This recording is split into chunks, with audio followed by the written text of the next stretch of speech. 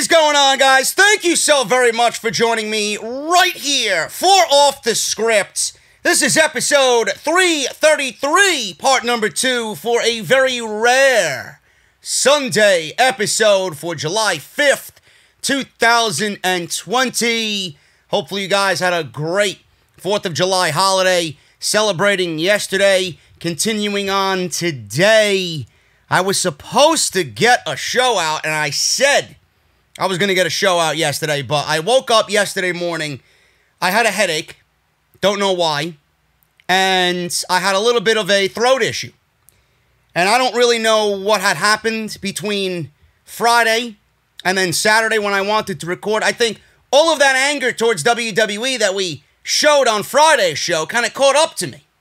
So I didn't really do anything as of yesterday. I took it easy, went to the beach, had some delicious craft beer from Vinyl Brewing. So good, nice summery light crafts. Great. I tried to enjoy myself the best that I can yesterday. Took it easy. I'm back at work here today for you guys. And then obviously on to Monday with a brand new work week and a brand new wrestling week in the WWE. Hopefully you guys had a great 4th of July as well. I don't know where you guys are celebrating or where you guys are coming from, but I know in my area it was absolutely night and day comparing the 4th of July holiday this year to the 4th of July holiday last year. Last year it was just, it was so busy. Fireworks going off everywhere. Every bar in the area was just jam-packed. And I was out last night, and I was out during the day yesterday. Craft beer here, craft beer there. Places really weren't that busy. It just felt like there wasn't even a holiday to celebrate. Maybe some people don't even feel like there's a 4th of July holiday, and they just ended up staying home and said, screw it, I'm not going out anywhere. So let me know how you guys celebrated, and if it was as quiet as it was by me, by you. Let me know how you guys celebrated the 4th of July holiday. But either way, I hope you all celebrated and did something relaxing and fun. And as always, when it comes to me, hopefully you had a great beverage of choice in your hand.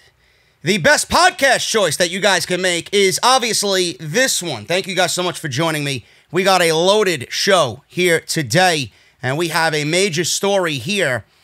And I don't know how factual this is. I don't know how realistic this is, but I came across this and I found it to be incredibly interesting, and nobody has really reported on this. Now, the major story today is WWE and their COVID situation we all know is just a complete shitstorm. Vince McMahon is not taking COVID seriously. The company's not taking COVID seriously. They came under fire for not doing the proper procedures, not testing, no masks, no this, no that. Putting friends and family at risk, putting their roster at risk. We all know how lenient the WWE has been as far as the COVID-19 protocol. We know Vince McMahon probably is one of those people that doesn't think it exists. And if it does exist, he's ignoring all signs of COVID. But there's a story that the WWE roster is waiting for Seth Rollins to lead a walkout of the WWE locker room over the COVID-19 WWE procedures because the majority of the roster doesn't want to be there, and the majority of the roster is afraid to say something because they fear for their position and they fear for their job.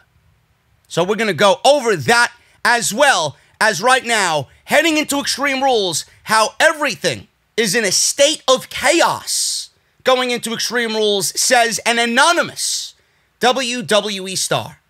So that's the show that I got lined up, as well as all of the news and rumors coming out of Monday Night Raw, and a very interesting story about Becky Lynch and how she actually wanted to lose the WWE Raw Women's Championship to Shayna Baszler at WrestleMania 36.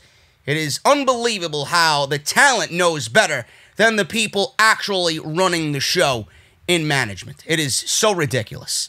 So we'll go over that as well right here on today's show. Make sure you guys follow me on social media, man, at JD from NY206. I am on Twitter every day, tweeting during the shows.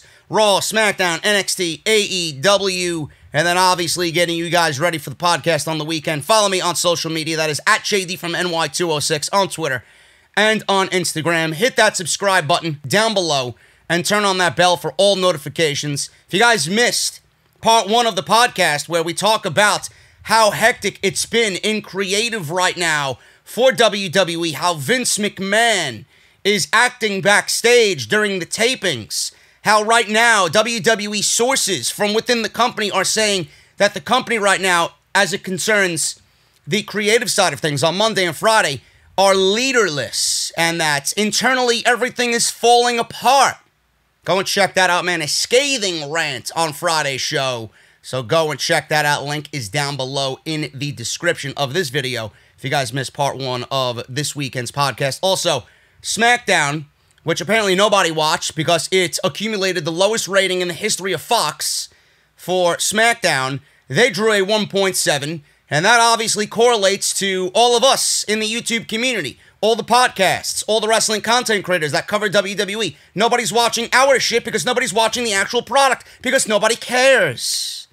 So it is definitely affecting everybody in some way, shape, or form. And SmackDown and the rating that they got just goes to show you that nobody gives a shit about the actual product. That they're not doing the right thing. And I don't want to hear about how there's a minimal roster because of COVID. I don't want to hear about, oh, there's no fans in attendance. They're opting to put on shows. So they should be putting their best foot forward, and they are not. They are not. So that's how I feel about that. A 1.7 is what SmackDown got in the overnight. The actual number isn't even going to come out till Monday. But I don't see it being any different, really, or much of a difference from the overnight number. So if you missed Off the Script and SmackDown, both of those podcasts are live on the channel right now. Make sure you guys leave a comment. Hit that thumbs up down below. Patreon.com/JD from NY206. If you guys want to support the podcast a little bit extra on Patreon. If you guys are listening on iTunes and Spotify and all audio platforms, I really appreciate you guys, man. You guys have brought the podcast up into the top 20 on iTunes in the United States for pro wrestling podcasts, man. I love you. And a shout out to Savoy45 for the 5-star rating. A shout out to Brandon for the 5-star rating. Marcus666 with the 5-star rating. Joseph Conlon with the 5-star rating. Roger72 with the 5-star rating. Joker in the Bronx. I see you, bro. I see you, bro. Thank you for the 5-star rating. We got Rolf with the 5-star rating as well. Shytown19, Picky Shopper 2000, Brian Bracero, and we got Vandelli. I see you, brother. 5-star ratings on the podcast, man, on iTunes. So if you guys are listening on iTunes, continue it. Keep bringing that heat. Keep giving the 5-star ratings, man. You guys are absolutely on fire. I love you. Thank you for all the support. Available on iTunes and Spotify and all major audio platforms is Off the Script. And today's podcast is brought to you by my good friends over at Harry's, man. Look good this summer, and there's no better way than Harry's. Harrys.com/script for the best shave of your life. We'll talk about them a little bit later, man, but let's get on into the podcast. I want to start at the top. An anonymous WWE Star says Extreme Rules is in a state of chaos. In just under 3 weeks, July 19th, WWE is going to be putting on Extreme Rules, the horror show. I hate that tagline. I think it is so lame. Beyond words, it is so lame. And I don't think WWE really knows that Monday Night Raw and SmackDown have been the horror show for years. So there really is no difference between what we see and what you're advertising. It's like they're throwing the truth right in your face. They know their show sucks, and that's why they're naming it the horror show. That's what I get out of it anyway, because there's nothing scary about Bray Wyatt and Braun Strowman. It's scary how bad it is, but other than that, it's not really horror. Currently, only 4 matches have been announced for the show. It seems like in the wake of the reported coronavirus outbreak at the Performance Center, WWE could be forced to make some changes to the card that they had planned for the show. According to a recent report from Ringside News, the matches that we eventually will see at Extreme Rules next month won't exactly be what WWE originally had planned for the show. Here's what the site had to say on the subject, and I quote, Ringside News has learned that WWE's Extreme Rules card will not be 100% presented as originally intended. The company needs to figure out a new Extreme Rules lineup. It's not clear which matches will need to be changed. As of this writing, there are only 4 matches confirmed for the event. It was explained to us that they are looking things over and the situation will hopefully be figured out sometime this week. Everything is in flux at the moment. A tenured source in the company gave us, they say at Ringside News, a quote that would illustrate the current frustration going on within WWE. And this is the quote, and I quote, "It's hard for anyone outside of here to understand how fucked up everything is and how fast things got fucked up." End quote. Some pretty harsh language from a tenured source in the company. Who that is, I don't know. That's why they remained anonymous. Now, they went on to say, it was explained to us here at Ringside News that they are looking things over and the situation will hopefully be figured out sometime this week. Everything is in flux at the moment. Now, with everything going on and everything that's been announced, I do believe we got Drew McIntyre versus Dolph Ziggler. This is just off the top of my head. I don't even have anything written here. Drew McIntyre versus Dolph Ziggler, which doesn't make any sense. WWE's just throwing you that match because, fuck you. They want to get Drew McIntyre to SummerSlam, whether that's going to be against Lesnar or Randy Orton or maybe somebody else. I don't know. Drew McIntyre versus Dolph Ziggler. Sasha Banks versus Asuka. Bayley versus Nikki Cross. And then we have Randy Orton versus The Big Show, I'm assuming is coming. Please hand me the bleach immediately. Or take your NyQuil, one of the... Actually, you don't even need NyQuil for that. You'll probably fall asleep during that match anyway. Randy Orton versus Big Show will probably... Well, I'm assuming that the Tag Team Championships are going to be on the line at the pay-per-view between Shinsuke Nakamura, Cesaro, and they're going up against the New Day. I was under the impression that we were going to get Andrade and Garza versus the Street Profits at the pay-per-view. I don't even know if that's happening anymore. Bray Wyatt versus Braun Strowman in the Swamp Fight match that they got going on. Sheamus versus Jeff Hardy, I'm assuming. So those are the current matches that we are probably going to see at the show. Other than that, I don't really know what else is going on, nor do I care. I don't really care. But right now, everything is in a state of flux. The only thing that's in a state of flux is that WWE doesn't even know if some of these matches are going to take place. Who tested positive, who tested negative, we don't know. They know, but the public doesn't know. WWE could very well cancel any of these matches for the show, and they might not happen even after seeing a build for these matches on a show previously. And I reported on Friday's show that Vince McMahon had 2 scripts for the 2 Raw tapings that took place on Friday at the Performance Center, did not finalize script number 2. He only finalized script number 1 at 1 p.m. on Friday. And I'm sure they were already knee-deep in recording, and he had yet to approve script number 2. So we don't know. Come the second week of Raw, which I believe is the go-home show for this particular set of tapings, things might be different than what we visualize for Extreme Rules. We don't know.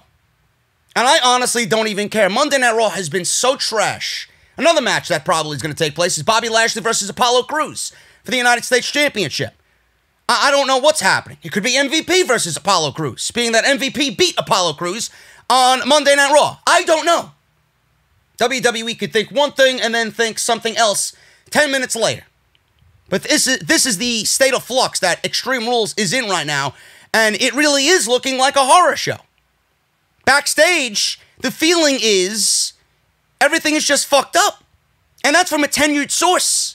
So when they say the horror show, not only are we in the boat of saying, yeah, the shows are really a horror show because they're that bad, they're that downright scary bad, but that could actually also be attributed to the creative process. It's a fucking horror show. It really is. So we'll see what happens. We got Monday Night Raw tomorrow night. We got SmackDown on Friday, which was already taped on Thursday at the Performance Center. So we'll see what happens. I'm not really expecting anything at all for Extreme Rules. But I'll be here to cover it. Live streams and whatnot. So keep you guys' eyes peeled for sure on that. Vince McMahon reportedly not taking COVID-19 seriously at all. This is not a surprise. It should not be a surprise to anybody. PW Insider's Mike Johnson reported that the test failures could be somewhere in the 24 range, which you guys know about. Brian Alvarez backed that up and said whatever you were hearing as far as a report, it's much worse than what we were reporting. Now, they state that the rumors of more than 30 test failures is inaccurate. No, it's inaccurate. And that some of the high numbers being floated around are exaggerated. I don't know if that's legit or not. That could be somebody in WWE telling Mike Johnson, who's probably a WWE shill in his own right, that, listen, everybody's reporting this number. Why don't you go out there, being that you're a trusted source in the community, and kind of dumb it down a little bit so that we don't look like the real bad guy here. It's not as bad as everybody is expecting it to be. Masks have not been mandated as of this report. Now they have been, despite the fact that a source indicated to PW Insider on Friday that everyone at SmackDown was wearing a mask. Now they're mandated. WWE, I believe, is now actually giving fines out if nobody is wearing a mask. If you are caught not wearing a mask on TV or in the Performance Center while filming, it is a $1,000 fine by WWE. Oh, now they want to do the right thing. Now that they got caught, now they want to do the right thing. As seen on Friday's show, only some fans were wearing masks, while others were allowed not to wear one. Everybody came down on Bugenhagen, Eric Bugenhagen, my boy. Everybody came down on him because he was shown on Monday Night Raw, I believe, not wearing a mask during certain segments of the show, and people called him out on it. And then he gave the best explanation possible. I can't even speak today. The best explanation possible about this. And he said, sometimes I know it's mandatory, but sometimes when I'm watching something and I want to emit emotion, there's nothing better than a real facial expression and reaction to what I'm watching. And I can't really give you that. And I can't show you my excitement through the mask. And everybody came down on him. And I agree with him. So if everybody's tested and everybody else is wearing a mask around him, if he wants to show his excitement and his facial expressions during a certain segment without a mask and he pulls his mask down, I don't think that's a big deal, but everybody came down on him anyway. But it is mandated, and WWE, I believe, is giving out now a $1,000 fine, and they're only doing this now because they got caught doing nothing with the COVID procedures. Now they want to do the right thing because they got caught, and that's all WWE is doing now. Everybody was wearing a mask on Friday. News of WWE is still planning on running live shows at the end of July, and this will fuel speculation that McMahon is not taking the pandemic seriously. Brian Alvarez on Wrestling Observer Live said that he has heard that McMahon's mindset is that the virus is more like a flu. That is a similar mindset that UFC's Dana White and Donald Trump have. And they are all very, very good friends. They are all very close. So whatever Trump is doing in the White House, as far as him attacking the coronavirus here in the United States, is the same lax way that Dana White and Vince McMahon are going about operations in their own companies, because the leader of the United States is very good friends with both Dana White and the McMahon family. So I'm not surprised by that whatsoever. Alvarez said, and I quote, Vince McMahon has never said anything publicly about what he thinks about the coronavirus. He's never said anything publicly. I've heard from multiple sources that Vince does not think that this is all that bad. I hesitate to even say that. I'm not sitting here saying he outright thinks it's a hoax or whatever, end quote. This may explain why McMahon has not asked for COVID-19 tests for his staff and wrestlers until a developmental talent tested positive a couple weeks ago, and then shit blew up. There were multiple tests administered this week when multiple people tested positive. Up until a couple of weeks ago, WWE was only doing temperature checks. Alvarez continued, there's a lot of people in this country that still believe, at worst, it's a bad flu. The impression is that I've been given from people within the company is that that is Vince's mindset, end quote. Kevin Owens posted a video today, and I believe I have that queued up here. Kevin Owens actually posted a video, not today, but this week, during the week, explaining why masks are so important, and he opted to stay home last week for the tapings, out of caution. Now, unfortunately, there are several people in the WWE amongst staff and talent that are not taking this pandemic seriously until masks, limits on building capacity, and social distancing are taken seriously, and it looks like another outbreak is inevitable if the WWE begins to go back to being lax about their procedures before all of this happened. Now, I do have the Kevin Owens thing queued up here. This is what Kevin Owens said about the masks, whether you agree with him or not, whether you believe him or not, whether you are pro-mask or against the mask. I don't really give a shit.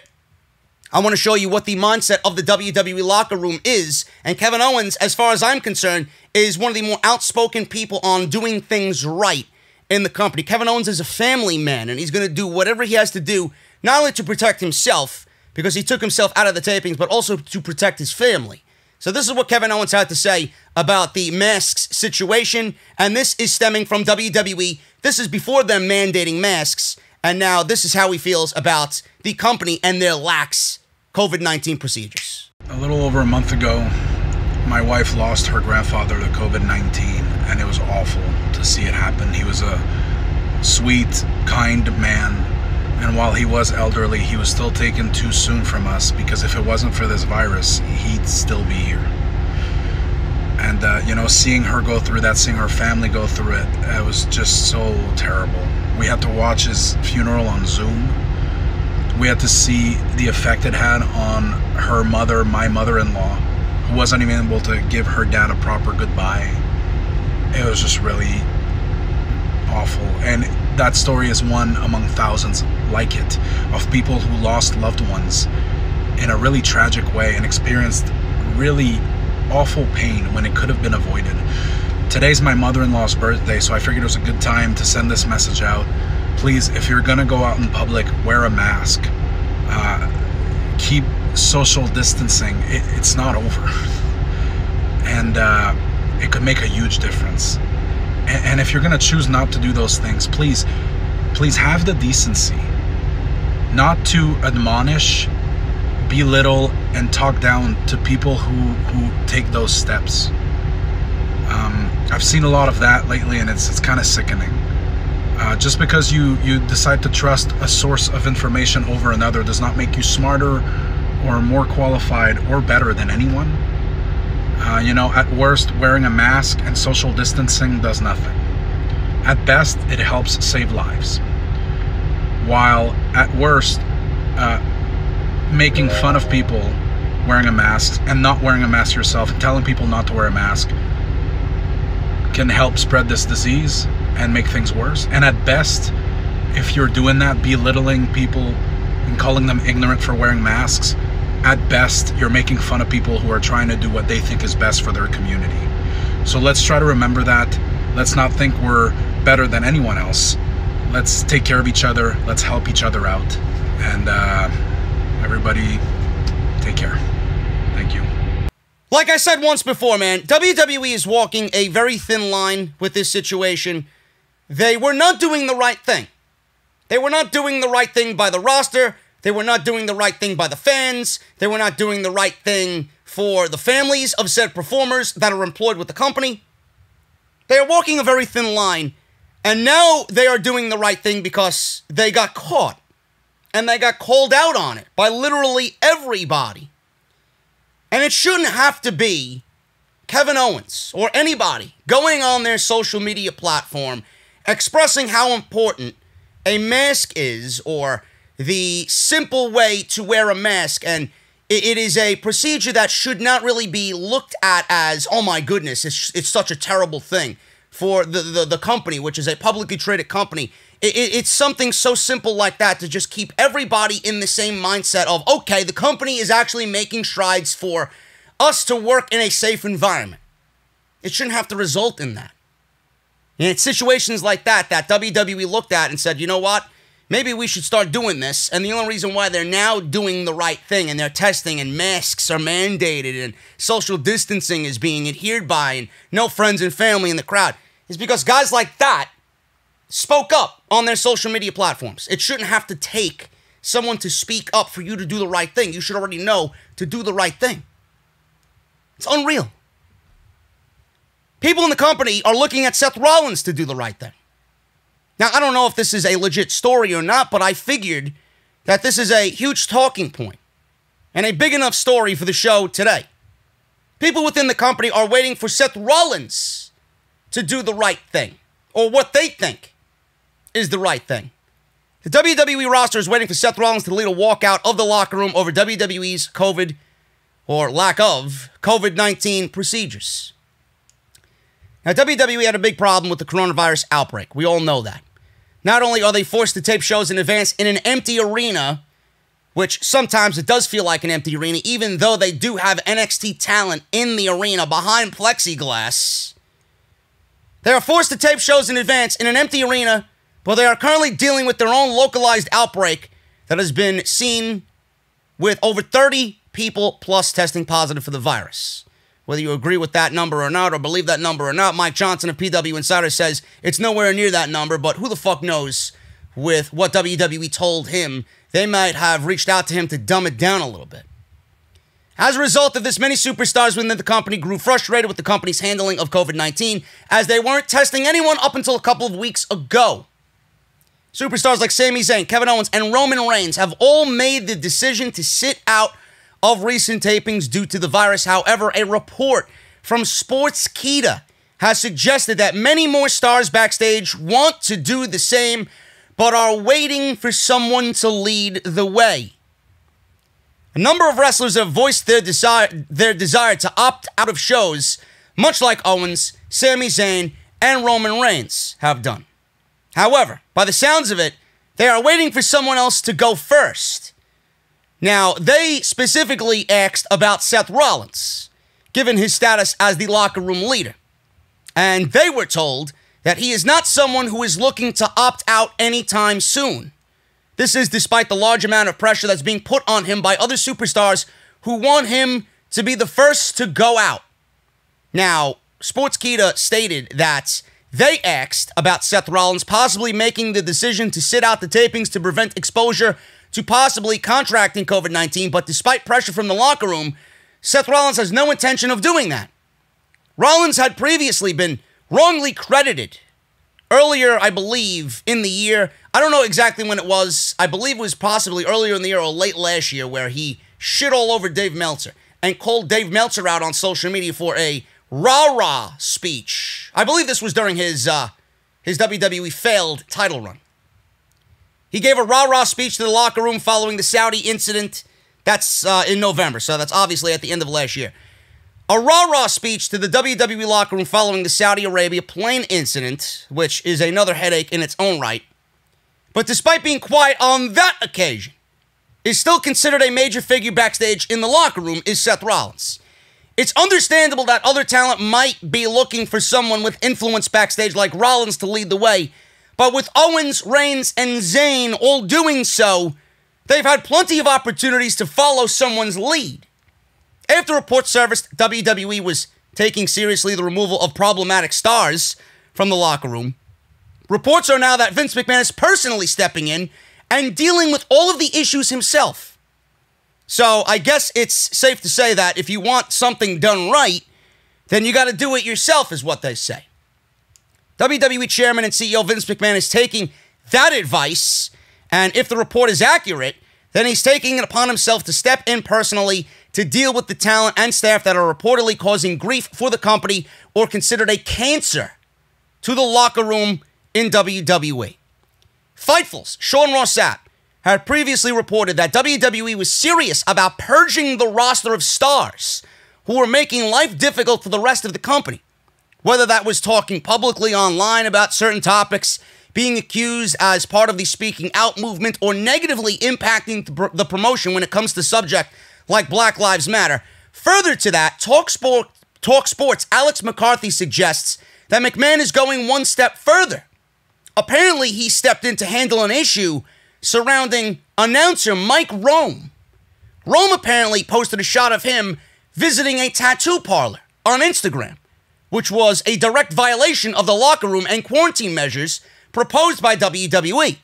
McMahon was understandably unhappy about this, especially in light of the fact that the company got hit hard with a number of positive COVID-19 cases. And McCarthy notes that McMahon is dealing with this issue personally and will be tackling all of the recent criticisms head-on going forward. Now, what kind of punishment awaits Mike Rome? We don't know if there will be one, and if it is a punishment, what type of punishment it will be from Vince McMahon. Vince should be dealing with all of this because he is the boss. Now, in all honesty, this is the kind of thing that Vince should be dealing with. He's the man. He makes all the decisions. He wants nobody else to make those decisions for him. So this is his roster. Everything that's coming down on WWE is his fault, so he should be tackling all of this himself. No question. If he's going to continue to run shows during a pandemic, and he's currently, right now, he's upped his net value at $177 million in 3 months. He's making money during the pandemic. The least he could do is explain to the staff he's putting in harm's way why they are in trouble and what he will do if they continue to act the way that they're acting and what will happen in that situation. Now, that is the report from Sportskeeda about Seth Rollins. McMahon and him handling the situation, it's nice to know that's in the news and nice to know that it's being taken care of, or whatever he feels is problematic, he's taking care of it. That's his job. That's his job. I'm not concerned about that. That comes with the territory of being a CEO. He wants nothing else to do with anything else in the company. He doesn't want anybody else writing the shows or doing this and doing that to make the show better. He wants everything to go through him, so this is another situation where he needs to take that upon himself. I'm not surprised by that whatsoever. What I am surprised by is people waiting for someone like Seth Rollins to step up and lead a locker room walkout of WWE because of the lack thereof of COVID procedures, and for the company to put the roster in harm's way. And now, after all of these weeks and months, now start doing the right thing. Folks, I don't even know how to tackle this. There really isn't a way to tackle this story. All I can say is, if Roman Reigns walked out for the reasons that everybody wants to walk out, and you didn't follow him then, now WWE is getting on into the summer, and now they got all these mandates, and they got these safety procedures. Roman Reigns walked away at the height of this thing, and you didn't opt to follow him. Now you want Seth Rollins to lead a locker room walkout in the midst of WWE trying to do the right thing? You might have gotten away with it when you followed Roman Reigns. Now if you follow, say, a Seth Rollins or a Randy Orton or anybody in that company that has some type of pull, maybe an AJ Styles, I don't think it's going to go very well for you. I don't think it's going to bode well for you in your career in WWE. Why would you be looking at Rollins anyway? I don't consider Rollins a locker room leader. If I'm thinking of a current locker room leader right now that Roman Reigns is not there, I'm probably looking at a Randy Orton. I'm probably looking at an AJ Styles. Seth Rollins isn't even in the top 3, to be honest with you. So you're all looking to Seth Rollins to lead a walkout, but Roman Reigns walked out, Kevin Owens walked out, Sami Zayn walked out, Daniel Bryan is home. And you want Seth Rollins to lead a walkout of the WWE roster over lack thereof of COVID procedures? This is a company that now just started doing the right thing. And if you don't show up to work now that all these mandates are in place, you're going to look like the bad guy to them. You had the upper hand. You had the advantage at one point, and you failed. You failed. You don't have to wait for Seth Rollins to walk out. You don't have to have that type of guy to walk out. A bunch of you could get together, walk out, and leave and say, I'm not coming back until this is over with. They can't fire everybody. Push their hand. Push their backs against the wall. They can't run a show without you. So if a dozen or so WWE superstars that are on TV right now that had some sort of power in that company, if you collectively gang up on them, there's nothing that they could do. What are they going to do? If 12 or so guys, a dozen guys, and that is a number I'm just throwing at you, walk up to management and say, we're not coming in. We don't feel safe. Our families don't feel safe with us being here. Now you're only doing what you need to do because you got caught. If 12 or so of you walked up to management and said, we're not doing any of this, we're going home, what are they going to do? They can't run the show without you.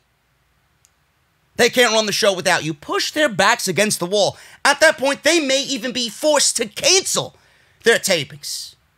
No, but you're waiting for Seth Rollins to walk out. This guy's a fucking shill. Seth Rollins is a shill. He don't give a fuck.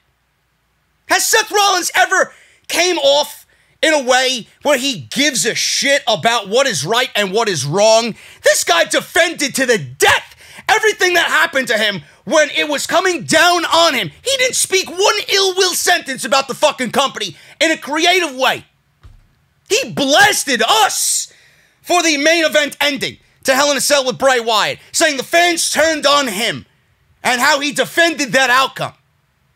Then months later, he said, well, maybe looking back at that, maybe it wasn't that good of a creative decision for me, and it kind of ruined my title run. Maybe it was a little too quick to throw us in there in a Hell in a Cell, and maybe a little too quick to give Bray Wyatt a WWE Championship match. Yeah, the outcome didn't work out. This guy defends the company left and right. He is a company man. Vince has him by the balls. So you're waiting for Seth Rollins to lead a walkout. That's the wrong guy. You're waiting on the wrong guy, bro. The right guy has been home all of these months. If you didn't follow Roman, then it's all on you and it's all your fault. Now, it's too little too late. You have nobody to blame but yourself. I'm sorry to say. This is a company that is housing his wife and paying his wife during pregnancy. They're doing everything they can to make sure that her life is as easy as possible. Seth Rollins is going to turn his back on the company that is giving him the life that he's living now and giving all of these benefits and perks and this easygoing life while she's pregnant to Becky Lynch. You want him, of all fucking people, to walk out of the company? Are you fucking serious? Roman was your chance. If you didn't do it then, I'm sorry to say, bro. Now you gotta fucking live with the situation that you're dealing with at the Performance Center. The only way this happens, and the only way that you could possibly get out of this situation that you don't want to be in, and I know there are people there that don't want to be in this situation, you gotta lead a collective walkout. It's not gonna be one guy and then you all like good little soldiers walking out right behind him. I don't even see a Randy Orton doing that. You got to collectively get together. Everybody that right now is on TV, collectively get together. If you don't want to be there, they can't fire you all. They can't write a TV show without you. That is the only way that this is going to work. I even stated the same exact thing on Twitter. I really wish, instead of one guy leading a walkout, I really wish, and I said this on Twitter when everybody was just being tested positive. All these numbers, over 24, 30 plus WWE superstars tested positive for COVID-19. I said, I wish the WWE roster would lead a fucking walkout. Just collectively bunch together and walk the fuck out of there. They can't do anything without you, and they're not gonna fire everybody. They're not. The one thing that I care about, everybody says WWE cares about its fans. Triple H came out recently and said, oh, we want to bring a positive light in a sea of negative here with everything that's going on in the world. They look to us as an escape. WWE is an escape from all that's going on in the world today. Meanwhile, you're putting the roster at risk. We put our roster first and foremost, says John Brody, WWE's executive fucking management guy that I talked about last weekend. We're woven into the fabric of society. Our priority is the health and well-being of the talent. And then he says in the same quote, the fans are our number one priority. The roster and the fans can't be both your number one priority. It's either one or the other.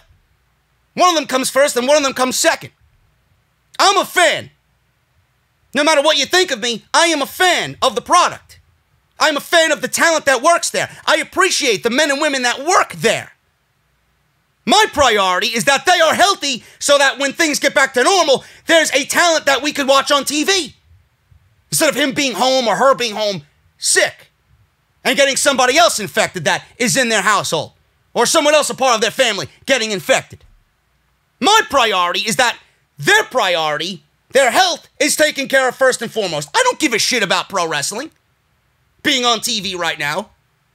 Just like I keep telling my brother about the baseball season. Every single fucking team is testing positive for COVID-19. I got 4 fucking Atlanta Braves right now out with COVID. Felix, what's his name? Fucking King Felix. They signed him to a fucking contract to be a number 5 starter, right? Felix Hernandez. Signed him to be a number 5 starter. Today I find out he's sitting out the fucking season. What is the point? At this point, I don't even want baseball. I just want everybody to fucking come back next spring and be healthy. That's the same mindset I have with the WWE. I want everybody to go home and be healthy for when things do go back to normal. And at that point, I want them to be happy and healthy. I want them to come back when things are normal. And what WWE doesn't realize is that the more that you do here, and the more that you don't take the roster to be your number one priority, how many of those people are you making unhappy? How many of them are you driving away? How many of them right now have contracts coming up and don't even want to be a part of this shit and want to go somewhere else where their friends and their families and themselves are treated with respect and their safety is a number one priority? Because right now the WWE is not treating their roster and their safety and their health as a number one priority. The only priority to the WWE is them getting into a building with live fans before SummerSlam because they want to be the first wrestling promotion to bring things back to normal. Seth Rollins is not your guy. Seth Rollins is a fucking shill. You collectively have to gang together and do what you want Seth Rollins to do. It's not happening. If you didn't do it with Roman, if you didn't do it with Owens, if you didn't do it with Zayn, if you didn't do it with Bryan, it ain't getting done. Roman was your chance, and you blew it. Becky Lynch, speaking of Seth Rollins' wife here, Becky Lynch. I found this to be incredibly interesting. Becky Lynch actually wanted to lose the Raw Women's Championship to Shayna Baszler at WrestleMania 36. Now, she made an appearance on the Bella Twins podcast. I did not listen to it. Obvious reasons why. She discussed her pregnancy and more.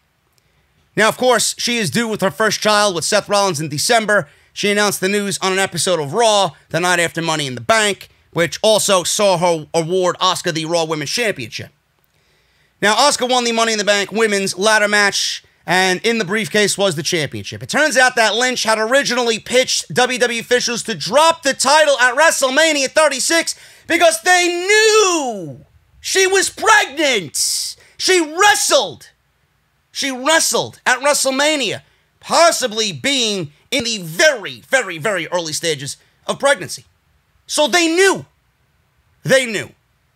She wanted to drop the title at WrestleMania 36 to Shayna Baszler because she and Rollins were trying to get pregnant around that time. However, plans changed. She says, I don't know about you guys, but you have your goals and you're working towards everything. But in the back of my mind, I always wanted to be a mother and have a family. I knew I wanted to try and have a baby before I'm 35.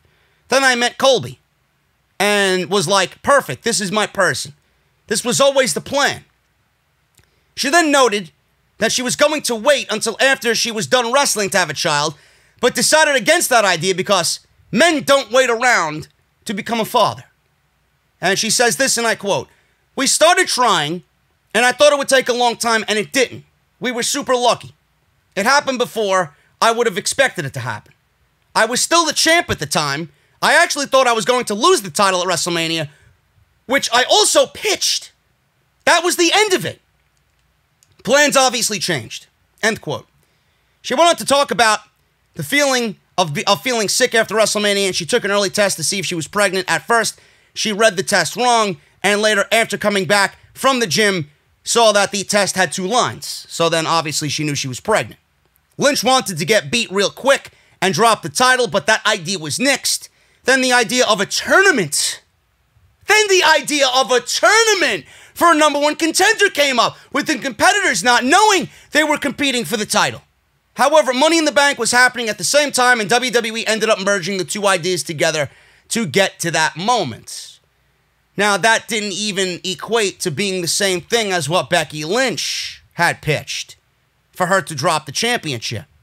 The night after Money in the Bank, Becky Lynch vacated the Raw Women's title before announcing that she would take some time away from the ring as she was pregnant. This obviously came as great news for both Becky and Seth Rollins. Becky has not appeared on WWE TV since the announcement. Very soon after the announcement, WWE started selling the Mom instead of the Man, the Mom t-shirts. And they were a very similar style to the Man t-shirt merchandise that WWE had made for her. Also, on the same podcast, Becky revealed that she really didn't want to be marketed as the Mom by WWE following her pregnancy announcement. Now, she said this, and I quote, I really didn't want to be marketed as the mom. The one thing I told Colby, I was like, the man. They're going to take this and make me into the mom. I know it. He was like, no, they're not. And as soon as I said it, a friggin' t-shirt came out. End quote. That's just hilarious. And I mean, that's hilarious in a terrible way. Because WWE, they don't know how to make a moment that is great and genuine and just fucking shit all over it and ruin it and make it uncool. If I'm Becky Lynch, I don't want to be labeled as the fucking mom either. WWE, all they did was just play this for fucking weeks on end.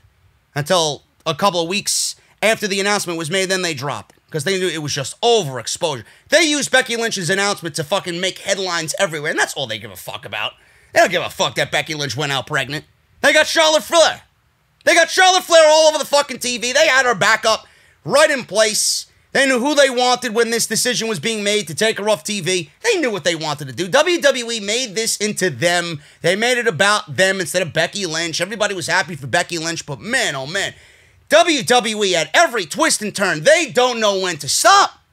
They take something like this, which is genuine and real and we could be happy for, and they make it into the most uncool situation humanly possible. That's exactly what the mom situation is. Just god-awful merchandising. It really is. And I know how she feels. That is awful. That must have been terrible to just think, and then all of a sudden, your fears are becoming reality. Look, they did it. They did it because they don't know any better, and they are just fucking uncool motherfuckers in that company. Speaking of the Raw Women's Championship, man, I'm not surprised. I am not surprised by Becky Lynch whatsoever. It's amazing to me how the talent knows what needs to be done.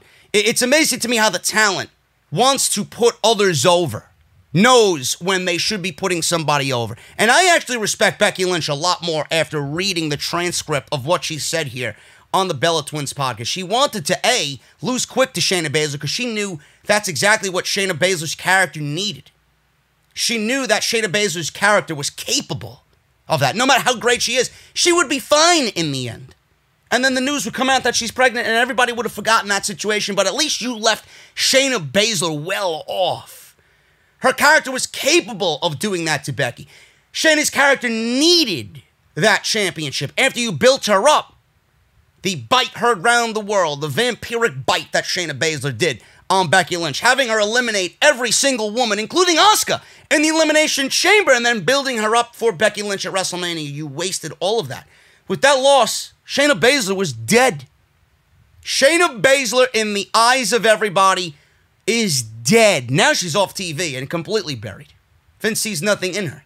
But it's amazing to me how the talent on the roster knows what needs to be done, who needs it, who doesn't need it, what situation should be done, better than management knows. It's unbelievable. And this goes back to WWE thinking that they know it all. Management thinking that they know it all. And if they're not listening to someone like Becky, as far as a creative direction, they're not going to listen to anybody. They're not going to listen to anybody. That's the state of the current women's division right now. When someone as influential as Becky Lynch says what needs to be done, 100% right, and they don't listen. That's the state of the women's division right now. Nobody in that division outside Charlotte is going to get the type of fucking shit that they want. This is something simple and needed. And this is the way that it should have been, and it didn't happen. I talked about a tournament for weeks on end following that situation where Asuka was given the championship. They didn't do it. How great that would have been if WWE took this brand-to-brand invitational and invited all the women from SmackDown over to Raw to have a tournament for the Raw Women's Championship. Whoever doesn't win goes right back to SmackDown. But imagine that, Asuka winning the Money in the Bank briefcase, right? And she's got that ace in the hole, that ace up her sleeve in that Money in the Bank briefcase. She goes into a tournament aspect and she loses and gets ousted in the first round, putting somebody else over. Putting a Liv Morgan over or a Ruby Riott over. When Asuka walking into that tournament is the odds-on favorite to win it all. Imagine that. And then Asuka gets eliminated. You put somebody else over. Whoever wins the tournament is the Raw Women's Champion. Asuka comes out, cashes in the briefcase because she has it, and even though she was eliminated in the first round, she's got that briefcase, and you could have built to Asuka and Shayna Baszler through that. That would have been so much more unpredictable. That would have been so much more creative as far as what to do with the Raw Women's Championship. But WWE said, all right, Becky Lynch is pregnant. We didn't give Shayna Baszler the title when we should have. She's pregnant. We'll just give the Money in the Bank winner the Raw Women's Championship. And what they did by doing that is they created no engaging television, and they ruined the concept of the Money in the Bank briefcase and killed it for yet another year.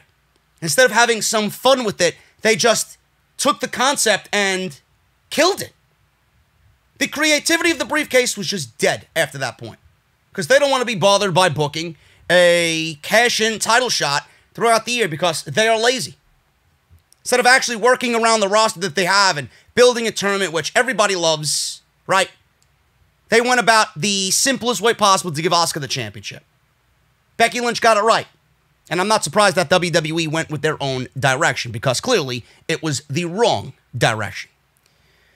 Rollins also made a comment about Becky Lynch in the New York Post.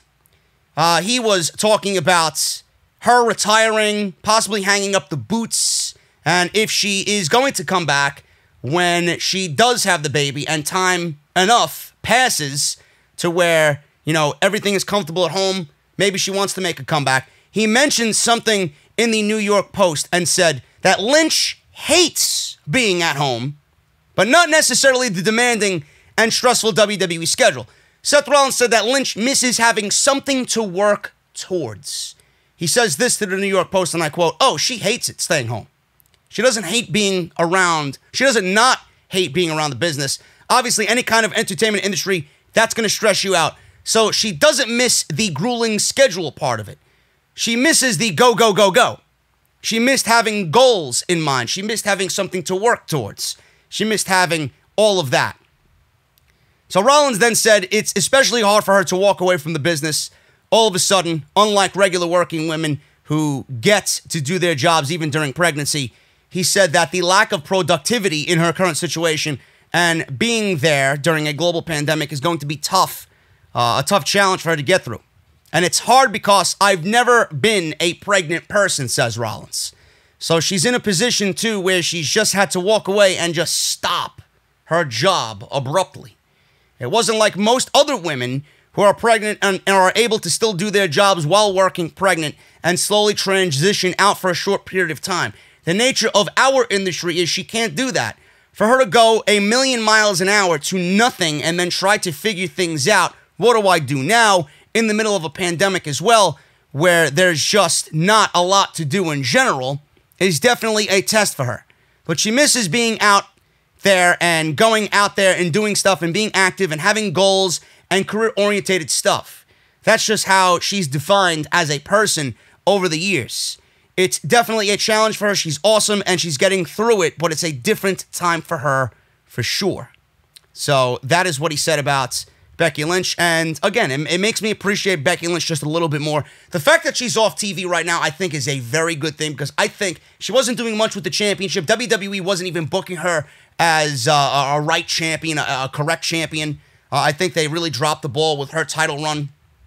They needed to take the title off of her with Shayna getting the championship. They didn't do that, but WWE really didn't do Becky Lynch and that championship any favors, so that's why I say having Becky Lynch off of TV is going to be a good thing, not only for the women's division, and obviously that has not really been the case yet because WWE hasn't done anything with the women's division. Charlotte is off TV as well now, but Sasha and Bayley are carrying that division and probably right now are the more entertaining of the horsewomen. Always have been in my eyes, but right now they may be some of the best things that are happening on main roster television at the moment. But the women's division hasn't even gotten better with Becky Lynch not being there, you know? So I feel like with her not being there, it's kind of a freshness. It just feels better in general because she was so overexposed. It's done Becky Lynch better. It's done the Raw Women's Championship better because now it's on Asuka. Yet WWE, like I said, is still continuing to drop the ball there. I think it's going to be better for her in the long run. I think people were getting tired of Becky Lynch, the character on TV. I think they were getting tired of the man gimmick on TV. And when she comes back, she's going to be more over than she ever was because everybody wants to see the new mother back on TV, working towards that goal again and wrestling again, and everybody's going to be happy to see her. Absence makes the heart grow fonder, and I think that's exactly what's going to happen with Becky Lynch, and she's going to be much better off for it when she comes back to WWE television. The Monday Night Raw ratings are in. We're going to go over that in just a little bit, guys, but before I do that, I want to shout out my sponsor, harrys.com/scripts. Don't go anywhere, man. We'll be right back with the podcast, and we're going to go over the Monday Night Raw news coming out of what I thought was a horrendous edition of Monday Night Raw. Man, I talk about Harry's so much on the podcast, I would not be surprised that all of you listening to me right now are using Harry's every single week. Do you guys realize how much you can save using Harry's in just one full calendar year? That is enough to buy you 26 cups of coffee in New York City. That is enough for 3 deep dish pizza dinners in Chicago. Enough to pay for 6 months of your Netflix subscription. How?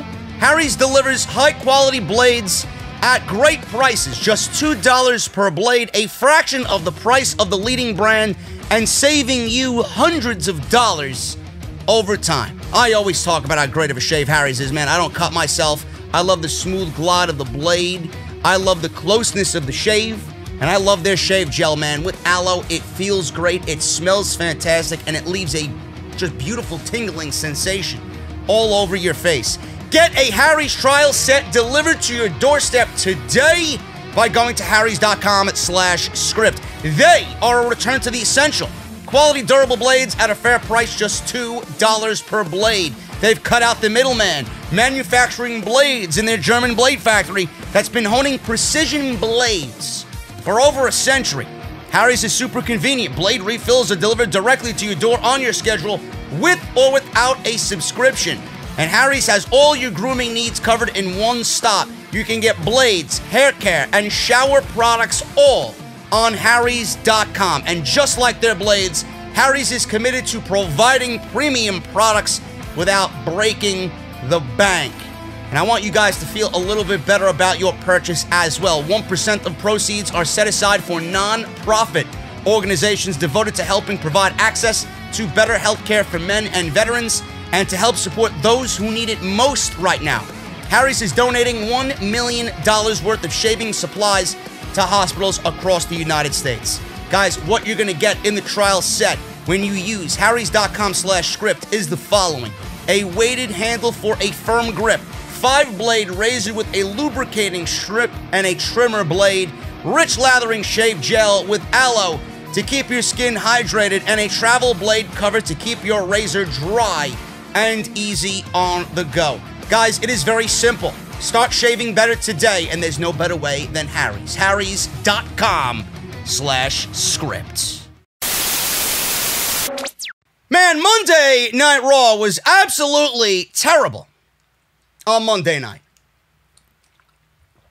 Absolutely terrible.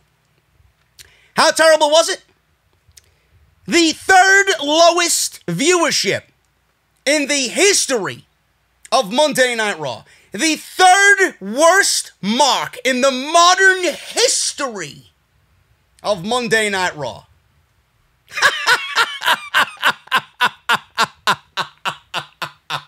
Oh, man.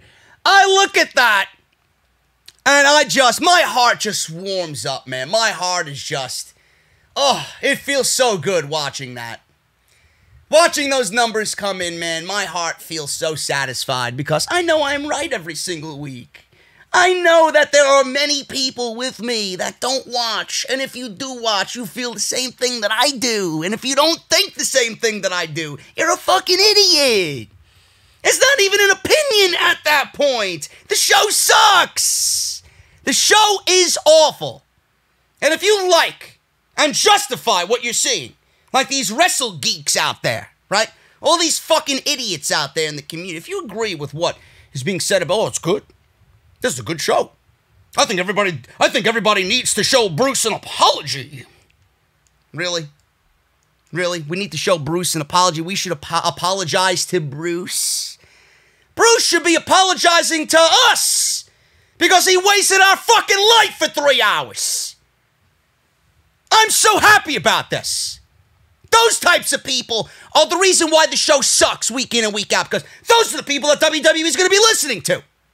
They refuse to change when you got those fucking idiots. Oh, this is a good show. Oh, we should be apologizing to Bruce. This is a good show. Big Show getting 6 segments on Monday Night Raw. That's exactly what we need in 2020.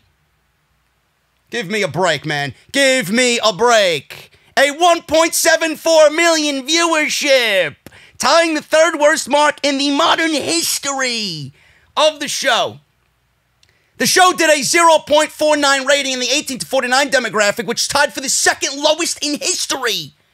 So you don't even have that as your backer. Well, the demos. What about the demos, man? That's the only thing that matters, the demos. They should fucking demo this show, to be honest with you. The audience was down 10% from last week, and 18 to 49 was down 8% from last week. The audience was down 24% from the same week last year. Where did everybody go? Where did everybody go? I'd love to ask Bruce, hey, bro, what happened? Where'd everybody go? Huh? Where are they going? They going to the beach? Where are they on Monday?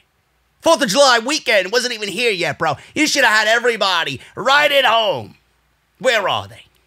Oh, that's right. The show sucks, so nobody's watching it. The only one that's watching it is me.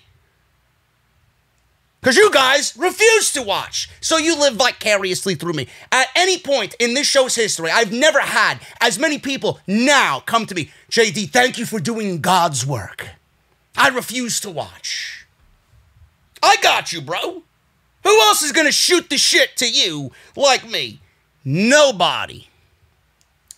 The show returned to a familiar pattern of declines throughout the 3rd hour because of the 3rd hour drop and a more normal level, 15% from 1st to 3rd hour drop. The 1st to 3rd tune outs drops were 24% for women 18 to 49, 17% for men 18 to 49, and 20% for teenage girls. Teenage boys stayed even, and over 50 dropped 10%. Raw finished 4th amongst non-new shows, behind 3 episodes of 90 Day Fiancé and Below Deck Mediterranean. It's exactly where this fucking show needs to be, below the deck in the Mediterranean. Raw had been on the rise in recent weeks by relying on older wrestlers like Ric Flair and Big Show and Edge and Christian, because that's exactly what we want to see. Deviating away from Paul Heyman's initiative of younger, WWE says, we gotta get older. We're gonna get the Big Show back on TV. And going to less wrestling and more talking, because that's exactly what people want to see, a fucking talk show. But this week, with that same format, saw the show revert back to the level that the show has been doing and not focusing on newer, younger talent. The 3 hours were 8 p.m. 1.86, 9 p.m. 1.75, and 10 p.m. a 1.59. It's great. It's great. I love it. Here's the quick recap. Had a double contract signing that turned into a big 4-way brawl with Sasha, Bayley, and Asuka, with Drew McIntyre and Dolph Ziggler, obviously, which this led to a mixed tag team match of Sasha and Dolph versus Asuka and Drew, which I didn't really like or care for because of the ending on the main event Monday night. Andrade Angel Garza beat the Viking Raiders, so at that point in the show, I'm like, all right, we got our number 1 contenders right now for the tag team championships, and the Street Profits have a challenge, an actual tag team that they're going to wrestle at the pay-per-view for the titles. So I was excited about that, and then my excitement turned into fucking disappointment as always. R-Truth defeated Akira Tozawa to become a 37-time 24/7 champion. If I could piss on the 24/7 title 37 times, it would be more prestigious than it is now. Get it off TV. And stop with the fucking ninjas. It's not funny. I don't know who, I'm sure he and Bruce finds this funny, but I don't. And the majority of the audience doesn't either. Then you want to know why people are tuning out. Because of this shit. Seth Rollins asked Rey Mysterio for forgiveness. I still don't know what Rollins means when he's fighting for the greater good of Monday Night Raw. What the fuck is the greater good, and why is Rey Mysterio needed to be vanquished for the greater good? What does Rey Mysterio need to be sacrificed for? Have they ever explained that? Have they explained what the greater good is? Why Rey Mysterio needs to be sacrificed on Raw? Motherfucker, I'm the greater good of the fucking community. That much I know. This I don't. Rollins and Murphy versus Black and Humberto. This is just a remix of what we seen 2 weeks ago when we seen Murphy and Theory versus Black and Humberto Carrillo. I don't understand. This is literally the same storyline that we seen with Samoa Joe and Kevin Owens against Rollins and his disciples. Meanwhile, Humberto is still a loser, and Aleister Black looks like a loser standing next to a loser in Humberto. They're killing Black week by week. In NXT, he was special. On Monday Night Raw, he's as ordinary as Akira Tozawa. Minus the fucking ninja outfit. Peyton Royce versus Ruby Riott. You'd be lucky if I watched any of that match. What I find to be funny, you know how many geeks are in the fucking community? Everybody was praising Peyton Royce. Oh my God, did you see her new finisher? Oh my God. Praising her finisher as if she was the greatest pro wrestler alive. Meanwhile, nobody really pinpointed that she could have fucking easily broke Ruby Riott's neck. How Peyton Royce still sucks. And how the moronics are absolutely trash. And how they should be off TV. Get them off of my TV. How many more months does Ruby Riott have on her contract? Somebody actually found out for me. Her contract is up next summer, 2021. Goodbye, Miss Riott. I can't wait. She deserves better. She's 0-11 on Monday Night Raw. You guys realize that? 0-11. And she's on Raw losing to fucking Peyton Royce. She's losing to someone on TV that can't even run the ropes correctly. Who can't even tell a wrist lock from a fucking Rolex. Give me a break. Yeah, but she's a great pro wrestler because she's got a new finishing move. You guys are fucking suckers. Absolute suckers. Big Show defeated Andrade and Angel Garza in a handicap match. Weren't these guys just named the #1 contender earlier in the evening? Yet here we are feeding young, youthful fucking talent to the goddamn Big Show on Monday Night Raw. Who thought that this was a good idea? Now, simply, you could have had a championship match with Garza and Andrade. And whatever they did here to tease a breakup, because Angel Garza walked away from Andrade as Andrade got a chokeslam, I believe.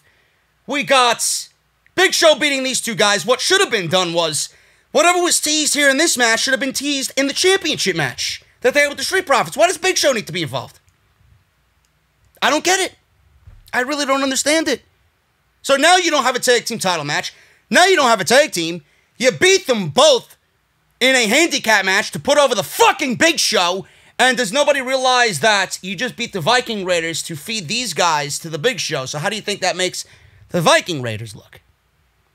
Nobody cares for talent. Nobody realizes that the actions that they make have consequences. This has a consequence that I don't think I give a shit about. MVP, who is a part-timer, a manager, defeated the United States champion Apollo Crews. So you guys see where this is going. Vince and his initiative is erasing everything that Paul Heyman did. Paul Heyman was big on Apollo. So Paul Heyman gave Apollo the United States Championship. Now that Paul Heyman's not there, Bruce is in charge. Now he wants to give somebody else the United States Championship. And fuck Apollo. That's exactly what's going on there. Bobby Lashley versus Ricochet. This was actually a highlight of the show because Ricochet sucks. He's garbage on Monday night. He's not really garbage, but Monday Night Raw has created him into this just trash performer on Monday night. Nobody gives a shit about him. Bobby Lashley looked legit. And if WWE gave me 6 months of this Bobby Lashley, then maybe I wouldn't be so hard on Bobby Lashley. But this was a great squash match. Ricochet did his job, sadly, to put this guy over and make sure he looked like a killer on Monday night. There was a great visual of Bobby Lashley bleeding from the ear and all the blood and the sweat mixing on his chest, glistening in the fucking spotlights of the performance, and it looked great. He legit looked like a monster, did Bobby Lashley. So I was really impressed by that. And then Sasha Banks and Dolph Ziggler versus Asuka and Drew McIntyre. Still don't know why Dolph Ziggler is a #1 contender for the championship, and I don't know why Sasha Banks pinned Asuka clean with no nefarious way about it. She should have cheated to beat Asuka, rob Asuka of being pinned, maybe Bayley get involved, and then I knew that they should have booked it that way because I just had a feeling Asuka was going to show up on Wednesday and ruin Sasha and Io, which is exactly what she did, and Asuka cost Sasha the match with Io by spitting green mist in her face. But it really doesn't make sense because what is Asuka doing to get back at Sasha? Oh my God, boo-hoo-hoo. She got pinned on Monday. She got pinned clean. There was no bullshit behind it. Bayley should have cost Asuka on Monday, which led to Asuka costing Sasha on Wednesday, leading to a tag team match on Great American Bash Night 2, which I don't even know is the case. Or they may save that for NXT in the weeks to come. I don't know. I don't really understand, because they got a big show on Wednesday now, and they might not need that match, or they might save that for the week after. The go-home show, maybe. So we'll see what happens. But that's exactly what should have happened. Sasha should have never pinned Asuka clean, but that's what they did, because WWE doesn't think. They don't give a fuck what happens on NXT. They probably didn't even realize Asuka was going to have a factor in that match. They booked not knowing. They probably didn't even know Sasha and Io were going one-on-one. Hey, let's do this and have it kind of bleed into NXT. No, they just march to the beat of their own drum, does Bruce on Monday Night Raw. And that's why they are accumulating the 3rd worst rating in the history of the show. Samoa Joe reveals Vince McMahon's reaction to him on commentary. Samoa Joe is great at what he does. I love him. Awesome job he's doing on commentary. So Raw's commentary team has changed, because when we got the first initiative of Paul Heyman, we had a different commentary team than we see now. Vic Joseph and Jerry Lawler and Dio Madden, they were all there. Now, none of them are there. Completely different commentary team. Now we sit with Tom Phillips, Byron Saxton, and Samoa Joe. Samoa Joe has done a great job.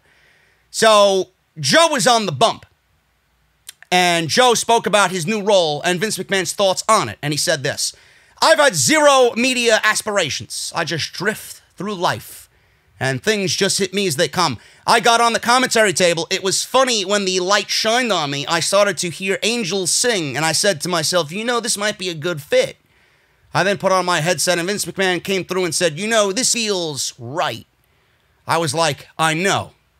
It's been a weird journey, but I'm still on it. It's an odyssey and a quest. I'm just trying to take the world along with me. I have a very descriptive mind. You know, when I see things, my observations are quick to come right out of my mouth. So yeah, it's been working out very well." And that's what he said on the bump. And Samoa Joe, listen, you know, I think Joe still has a lot left to offer in the ring. He is injury prone. I've always wanted to see Joe achieve a certain level in WWE that I think he deserves, and he just comes off as a great heel.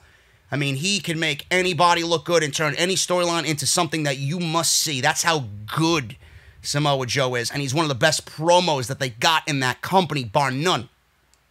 But if he is really done with the ring and done as an in-ring performer, this is a natural fit for him. He is so great. And I said this about Nigel McGuinness, too. They're both ex-wrestlers, and there's no better at the position that he is doing right now on Monday Night Raw than a pro wrestler or an active pro wrestler.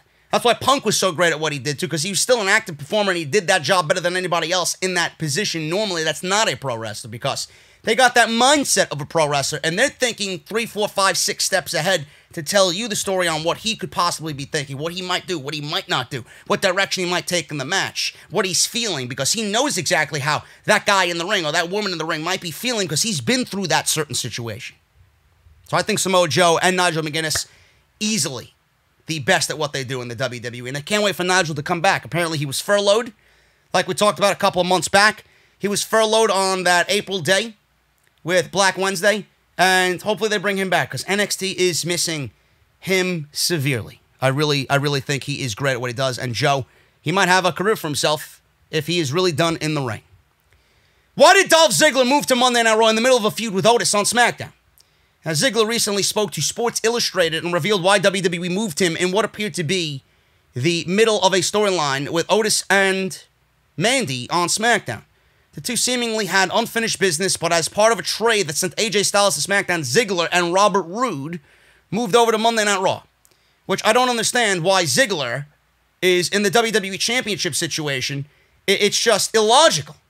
You don't come over from one brand and automatically get a number one contender on Monday Night Raw. You didn't even wrestle a match. What does that say about the rest of your fucking roster? It's unreal. And we all know why Ziggler's in this right now, because A, WWE is uncreative, and B, it's just a bridge to get McIntyre into a huge main event match at SummerSlam. But this is Dolph's rudimentary, formulaic, undeserved championship match. Once a year this happens. Same thing happened with Kofi. He came back out of nowhere and challenged Kofi for the WWE Championship. That didn't make sense then. This doesn't make sense now. Instead of putting him and Robert Roode in the tag team division, that's where they belong, because you got no fucking division over there to begin with.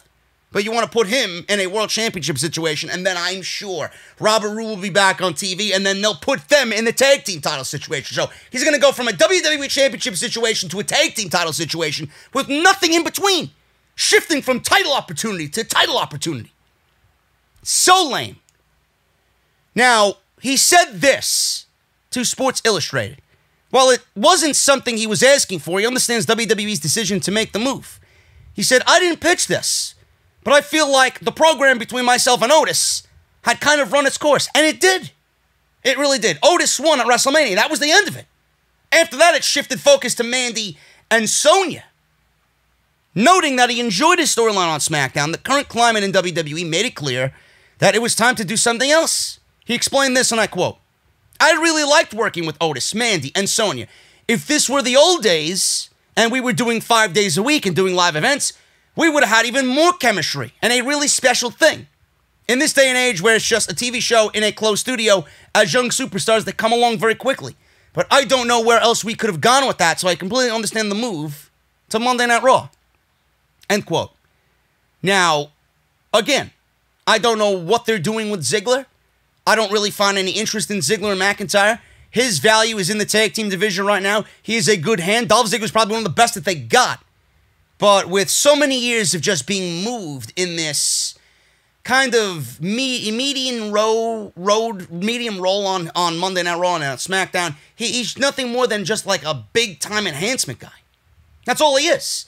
He's a middle-of-the-road type guy that you can plug into any situation and really get the job done. But he doesn't have any value in the roles that he's playing because he's been buried for so many years and he's been treated like an afterthought. He's been treated like second rate.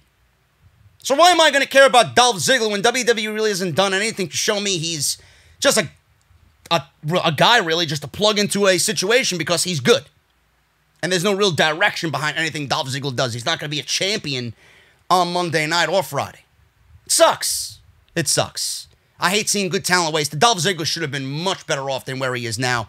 But that's WWE for you. He was never the chosen one, right? Unreal.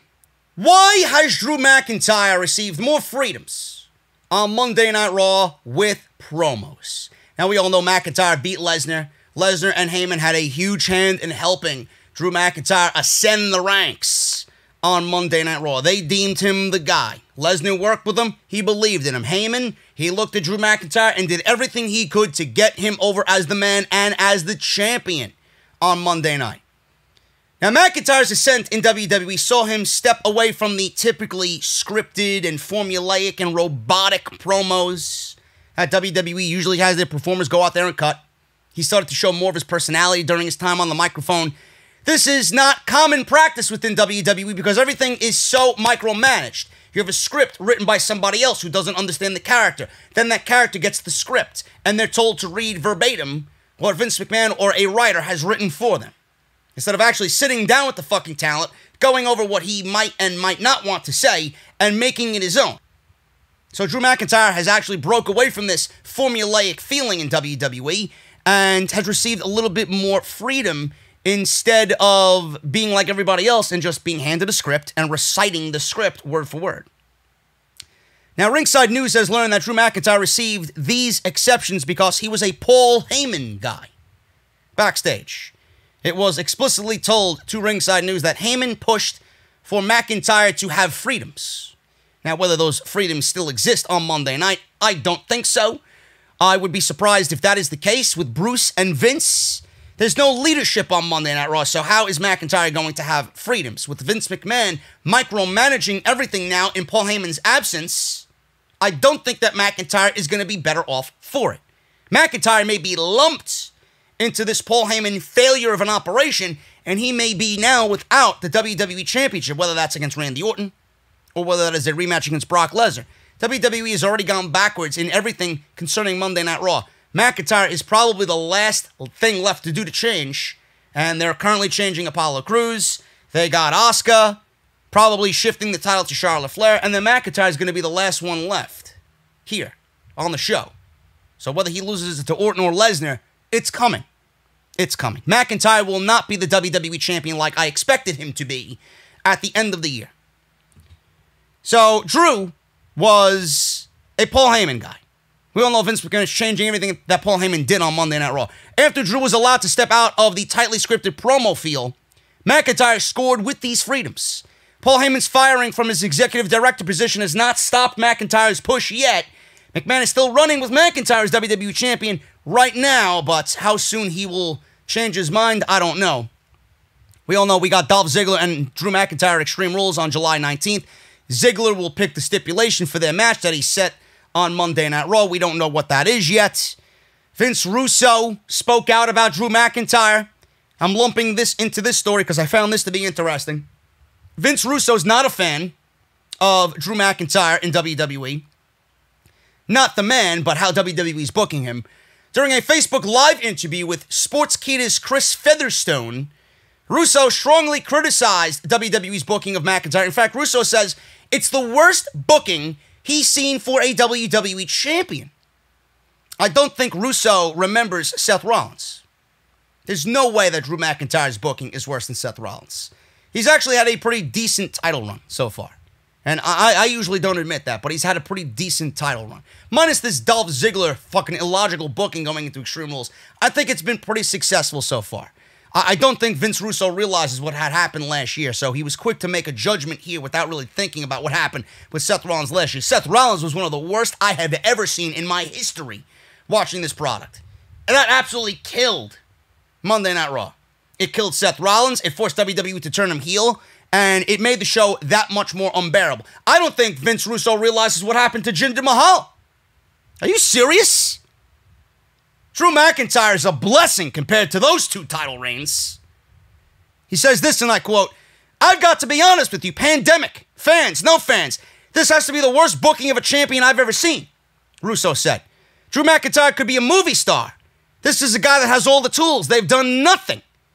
How can you fail a Bray Wyatt, a Fiend, a Mr. Rogers? How could you fail all three of those characters? You either gotta be really bad or have to do it purposely. They're both, Vince. They're both. They did it purposely and they're fucking terrible at their job. I think you are very well aware of that. I wish I would have gotten to work with a talent like Bray Wyatt. This isn't the first time Russo criticized WWE and McIntyre. Earlier this month, he said McIntyre's promos aren't coming across genuine, very non-sincere, and that is hurting his character. Apparently, WWE wanted him to be a cool babyface. He was coming off like the Shawn Michaels-like babyface, and they moved away from that Scottish psychopath character. I think that actually was a step backwards. So WWE, it's great that they're letting Drew McIntyre shine. I just don't want them to kind of get into that territory where it's unbearable. Let him be him. Let him be him. Don't have him go out there and be something that he's not. Don't let him go out there and be disingenuous. The promo work that he's done for the most part has been great. He's believable. He's legit. When he speaks, it resonates. But I don't want WWE to go back on that. And again, we don't know how long he's going to be in this situation because with everything changing on Monday night and with what's to come, WWE is probably going to end up taking the championship off of him and putting it on somebody much well-known or better well-known in the eyes of the audience, whether that's a Randy Orton or a Brock Lesnar, and try to get ratings back through that tired mean. I don't want that to happen. Drew McIntyre should be the WWE champion going on into next year's WrestleMania, but WWE is more than likely going to take the championship off of him by the time the summer is over. Angel Garza and Andrade were slated to win the Raw Tag Team Championships. Really? Now, after Monday Night Raw, that is not happening. This was spoken about by Brian Alvarez on the Wrestling Observer Live. Meltzer seemed to indicate that Garza and Andrade were supposed to win the Tag Team Championships at some point. Meltzer said that while he wasn't sure if Garza and Andrade were going to win the titles during this feud, he notes that they were at one point. There's no word on when Garza and Andrade were supposed to supposedly win the tag team championship, so make sure you guys watch on Monday when I see this storyline further advance, or if it does, and it gets to that point, which I made mention of before when I was going over the brief recap of Monday Night Raw. Garza and Andrade beat the Viking Raiders. They then lost in a handicap match to the Big Show, which doesn't make any sense. They seem to have split up and found some frustration between them in that match. Instead of actually building to the tag team title match and building that frustration between them against the Street Profits, WWE seemed to have wasted this on the Big Show. Now it looks like Vince might have changed his mind about who he wants to challenge the Street Profits, and it might not be Garza and Andrade, which I don't understand. You told the story of Zelina Vega saying, you need to stop fighting and start fighting together. Together. And they had a goal in mind. And they mentioned the tag team championship. You beat the Viking Raiders. How do you think a loss 2-on-1 to the Big Show makes the Viking Raiders lose? You sacrificed the Viking Raiders to have these guys lose to the Big Show. You wasted everybody in this. You wasted 4 guys. You wasted 4 guys to get Big Show over for Randy Orton at the Extreme Rules pay-per-view. How does that make any sense to you? So they were supposed to win the titles. Now they're not. Or maybe WWE thinks that I'm going to give a shit now on Monday, still book the tag team titles, and then break them up. Which makes the Big Show situation worthless if that is the fucking case. That should have never happened. This is exactly what WWE is going to do. They're going to pretend that the Big Show thing doesn't matter, and it's not actually acting as a negative to them. They're going to book the tag team title match anyway, just to get the tag team titles on the show, to get the Street Profits on the show, and then break up Garza and Andrade and feud them after the show is over. Come that Monday. That's exactly what they're going to do. Because I don't remember a fucking handicap match where these guys got buried. Ricochet. This is a fucking comedy in its own right, man. You can make a fucking comedy out of this. Ricochet considers Brock Lesnar match in Saudi Arabia an accomplishment. Oh, my God. I don't know what to say, man. All I got is a laugh. He thinks the match in Saudi Arabia with Brock Lesnar is an accomplishment. What was actually the accomplishment there, bro? What was the accomplishment? The fact that you were chosen as a clear-cut sacrifice for Lesnar to actually have his Saudi payday. We got nobody on this show. Lesnar's got to get his payday over in Saudi Arabia that we promised him. Let's give him Big Show. Let's give him Ricochet. Jesus Christ, I got Big Show on the fucking mic. See what you did, Bruce? Yeah, let's give him Ricochet for 90 seconds. He'll hop back on his private jet and go back to the States. $2 million richer. What exactly is the accomplishment here, Rick O'Shea? The fact that you got buried in 90 seconds, the fact that you were chosen as a clear-cut sacrifice, the fact that you were chosen because WWE never found you to be in contention for the title, never found you to be a competition of sorts for Brock Lesnar. What was the accomplishment? The accomplishment is that they thought you were a loser and needed somebody to feed Brock Lesnar so that he could have his stomach nice and full before he goes on to drop the title to Drew McIntyre at WrestleMania. What exactly is the accomplishment here? The only accomplishment that you have coming out of this is the fucking payday that they gave you to fly over there and perform in 90 seconds. You didn't get 1 ounce of offense in on Brock Lesnar in a 90-second match. You found this to be an accomplishment? You know, most of the people in WWE want a match with Brock Lesnar, but not in the way that you had a match with Brock Lesnar. You're finding it to be an accomplishment to be in the ring with Brock Lesnar? Meanwhile, you got no offense, and everything else that I mentioned is exactly what it looks like. Ricochet comes off like a complete child. He's like a kid in a candy store. He's just happy to be there. This is what I don't respect. Ricochet's just going with the motions. He's just happy to be there. He don't give a fuck where he is. He don't give a shit if he's buried or not. He'll be another guy to come out and say the fans are too fucking picky. The fans, all they do is complain. Why don't you guys stop? He actually did it during this match and the build. We knew exactly how it was going to end up. He's like, you guys are never happy. Here I am getting the title match, but we know what it's going to end up like anyway. That's why we're upset. They're not using you the way that you should be, or when they're not using you the way that they should be using you. That's the problem. They're not using you the way that you should be used on Monday Night Raw. That was our issue. But yet we're complaining because we actually like you and want to see you succeed. This guy's a shill. This guy is actually just happy to be there. He don't give a fuck where he is on the show. He just wants to be on the show and doesn't give a shit what role he's in. He was actually, I believe this might have been on the bump, if I'm not mistaken. He said that this match was an accomplishment. It's something that only a few select people get to have. I'm going to keep this with me. Having a match with Brock Lesnar in my repertoire is pretty cool, is what he said about the Super Showdown match in Saudi Arabia with Brock Lesnar. He went on to currently say that he and Cedric Alexander are making pretty good waves as a tag team on Raw. Oh, really? That's why you've been off TV for about a month and a half. Pretty good waves. Those waves seem flat, Ricochet.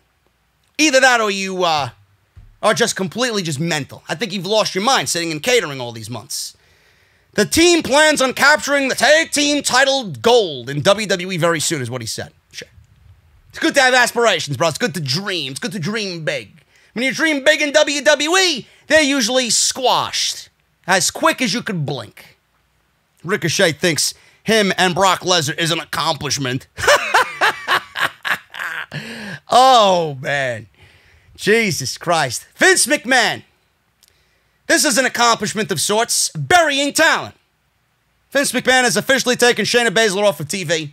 Fightful Select is reporting that the only known reason within WWE regarding her status was the fact that she is not injured, she's not sick, but rather she's just not being booked on WWE television because creative has nothing for her. That is the reason, according to Fightful Select. It was previously reported that Baszler was originally supposed to win the Women's Money in the Bank ladder match. She was supposed to win the Royal Rumble. None of that happened because Charlotte Flair.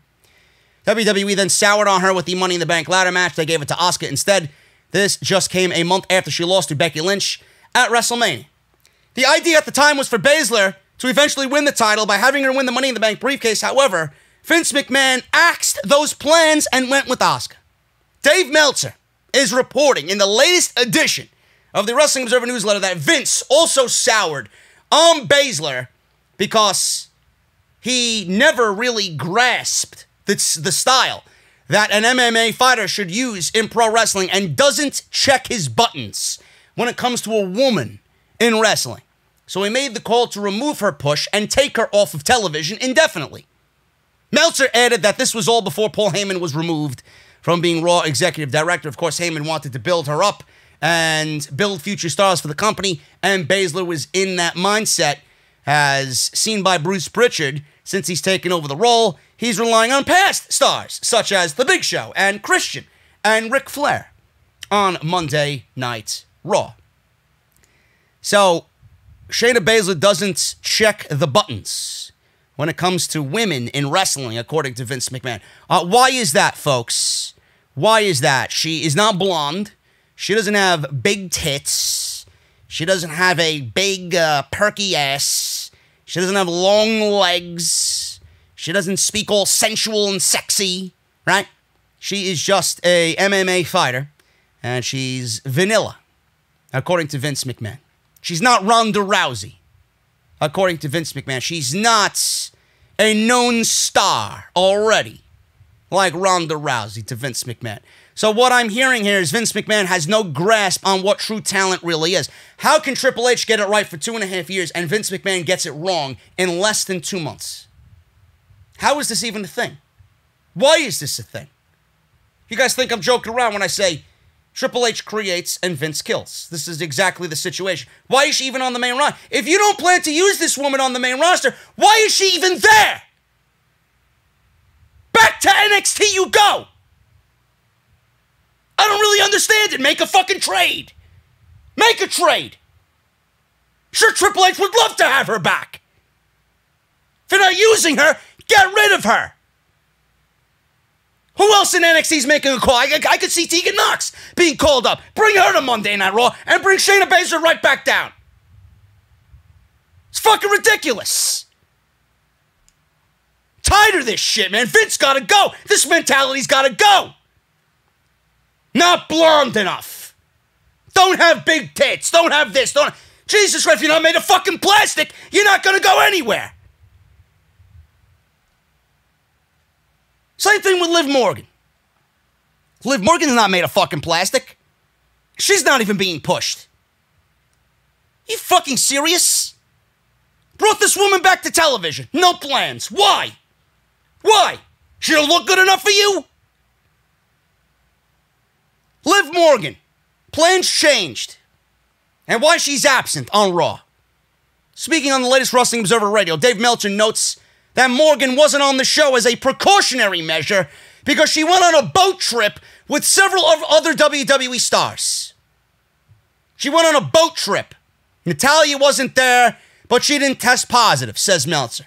That was a precautionary measure that we know about. Liv Morgan wasn't there, which goes with Mandy Rose and Sony Deville. They were all on a boat trip together with Mandy Rose's mom. So what you're telling me is that kayfabe is dead. So Mandy Rose and Sony Deville, who are feuding on SmackDown right now, they went on a boat trip together to say, fuck whatever we're doing on TV. Giving the perception of whatever you're seeing on TV is not really that important. They're feuding on TV, yet they're being photographed on Instagram on a fucking boat trip together. I thought you guys hated each other. So what good is that? What is going on there? Due to the absences, WWE had to make do with the talent that they had. There's speculation that a possible reason Morgan wasn't on the show was due to her taking a boat trip with Mandy Rose and Sonya Deville with Lana. It should be noted that Lana was featured on Raw this week, so take that rumor for what it is. So the one thing that I don't give a fuck where Liv Morgan is, they're fucking up with Liv Morgan. We all know that. She's gotten better. She's not the best, but she's gotten better. Much better than fucking seeing the Iconics on Monday night. She should be getting a chance. They brought her back to TV with no plan, and now here we are. Nothing. At least she's trying. She wants to be there, but they're not giving her the opportunity to do so. Then they got Mandy and Sonya Deville feuding on SmackDown, having some decent fucking matches together. You know, that's a very good feud that I'm actually interested in to see where it goes and see the ascent of Sonya Deville on SmackDown. Yeah, and they're photographed on Instagram for a boat trip this summer. Goes to show you what they think of the fucking show. Goes to show you what they think of the storyline and the company that they're working for. If they don't find their work to be important, to really give off the vibe that they don't like each other, then they wouldn't be on the boat trip together. If they actually cared. But they don't care, so they don't care about being photographed. Fuck TV and fuck our storyline. Kayfabe is dead. Some people get it. Some people appreciate it. Some people don't get it. Some people don't give a shit. I know if I'm one of them. Listen, I love you, but we're in a feud right now on TV. I can't be seen with you. Take your job seriously. Sonya and Mandy, somehow, they'll tell you that they take their job serious, how they love doing what they're doing, yet they'll go and do this and show you that they actually don't give a shit about what they're doing. I always appreciated Matt Hardy for when he went out and did the broken gimmick. No matter where he was always broken. Live the fucking gimmick. Seriously. Seriously. Nobody appreciates that level of respect anymore. When you go see Dexter Lumis outside, I'm sure he's going to be fucking creepy as he is on NXT. You know? Or anybody. Who was the other guy on the main roster that did that? Or if you're just a dick-like heel on WWE, right? And you take that and somebody sees you out in public, don't... Tommaso Ciampa, when he was at the height of his NXT run against Johnny Gargano, every time you seen, he wouldn't even take a picture. He wouldn't sign an autograph. If you were somebody, no matter who you were, and went up to Tommaso Ciampa in the height of that Johnny Gargano feud and asked him for a picture or an autograph, he wouldn't do it. He wouldn't do it. That's the level of appreciation that I love and respect about people who are in this thing. It shows you how much they care. That's the one takeaway. I don't give a fuck where Liv Morgan is. You know WWE ain't gonna do anything with fucking Liv Morgan, but the fact that Sonya Deville and Mandy Rose were photographed on this boat, kayfabe is dead. Just goes to show you that they don't give a shit about what they're doing right now. Guys, I'm getting out of here. Hopefully you enjoyed. Thank you so much for all your support. If you did enjoy it, let me know what you think down below in the comments. Hit that thumbs up. Follow me on social media at JD from NY206. That is on Twitter and Instagram. Make sure you guys hit that subscribe button.